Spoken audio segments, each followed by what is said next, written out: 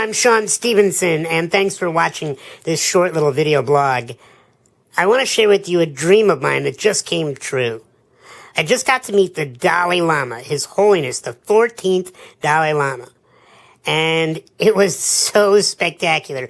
I want to explain to you the story, and then I want to tell you what I learned from the Dalai Lama that you can apply to your life.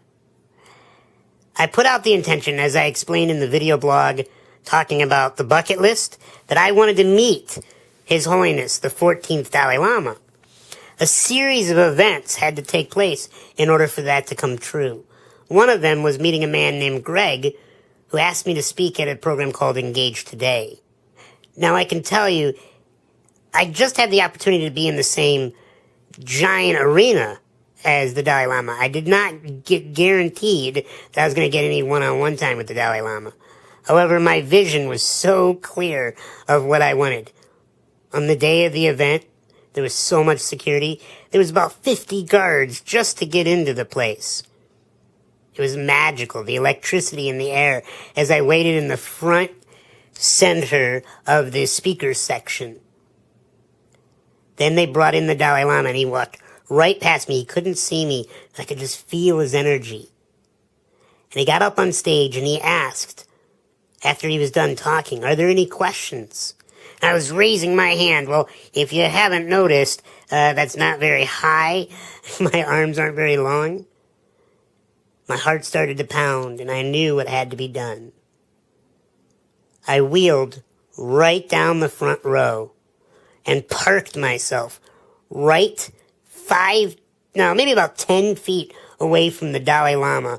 He was up on the stage, I was down on the ground, and we made eye contact. And he stopped. And he closed his eyes, and he bowed to me. And I was floored.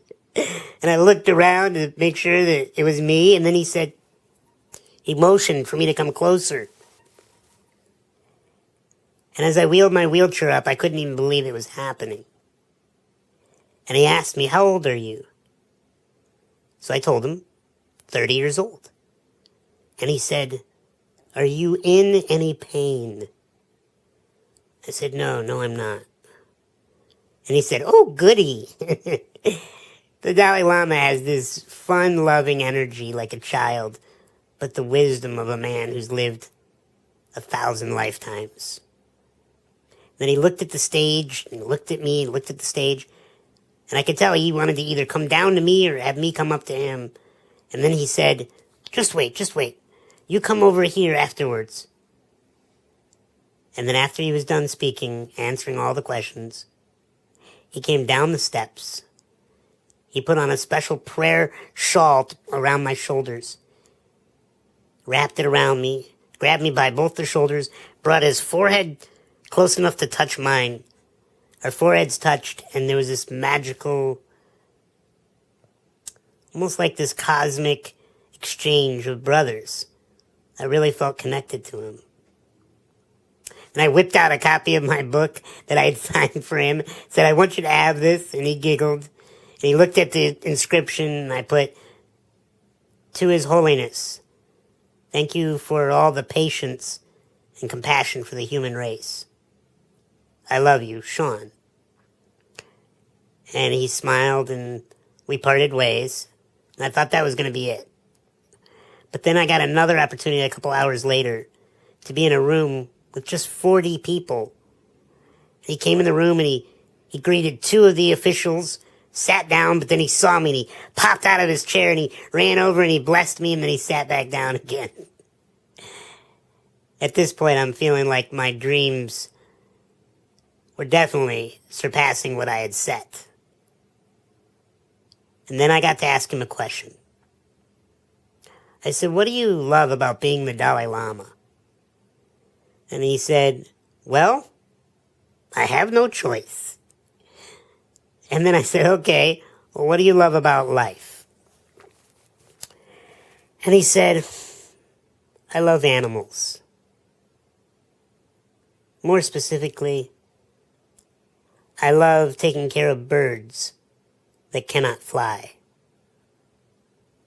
birds that cannot fly. I mean, how beautiful is that? It's just, it was like poetry. And I know he meant it. He really takes care of them where he lives. And afterwards, he blessed me again before he said goodbye and answered everybody else's questions. And I learned that day that, we all have different ideas of why are we here on this planet? What is the meaning of life? Is there a God? What's important? And what I got from the Dalai Lama, I'd like to share with you. Doesn't matter what religion you are, if you even believe in God. Doesn't matter whether you figure it all out. What matters is, are you compassionate? Are you being good to yourself and others? If you are, I think you're doing something right.